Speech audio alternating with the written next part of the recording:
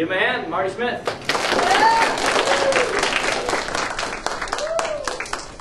All right, I'm going to play a set of Irish tunes, and then we're doing questions. Yep. Just you. All right.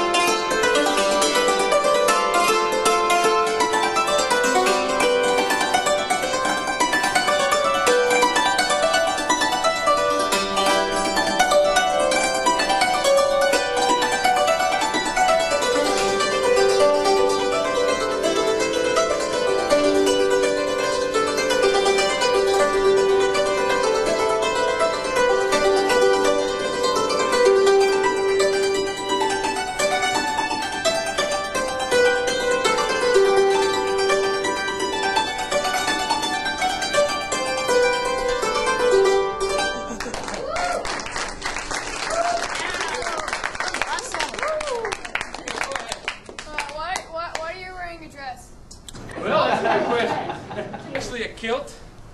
It's a Scottish form. It's a traditional form of Scottish clothing. It actually was called a small kilt. Great kilt originally was a huge, about a 9-yard piece of material that they wrapped around them, folded over them, and all this, and they kind of doubled as a sleeping bag, blankets, whatever. They could also use it as a tent. So it was a pretty handy piece of material. And this has just kind of evolved from that. So anytime you see somebody wearing something like this, it's a kilt. A guy. Go ahead, Tim. The bag? This is called a sporran, and it actually developed. It's just the old ancient sporrans were just kind of a leather or fur pouch, and it's just to keep your stuff in. They don't have pockets, you know. Go ahead. What is the instrument you play? The instrument is called. This instrument is called a hammered dulcimer.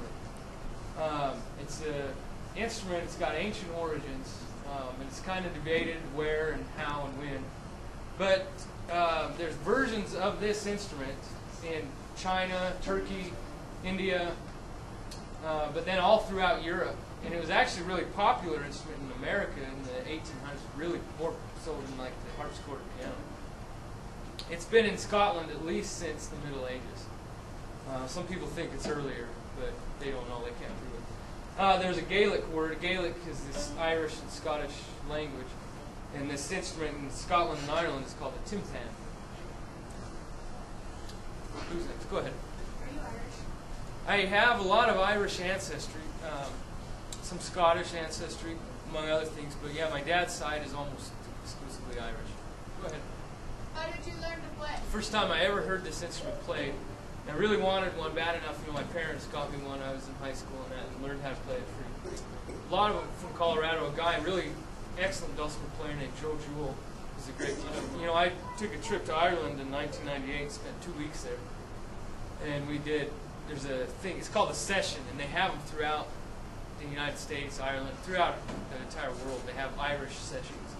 And it's just in a public house where musicians from the community come and gather like once or twice a week and play music. Fiddles, flutes, whistles, guitar, dulcimers, everything. Okay, this song it's called The Wren, and it's written about, it kind of tells a story in the Irish and Scottish, a lot of folk traditions, but it's kind of a tradition in Ireland to go and hunt a wren. They have these big groups of people that go out and play these drums and scare wrens up, catch them, and then they cook them and eat them for St. Stephen's Day. So here's the song. It's called The Wren.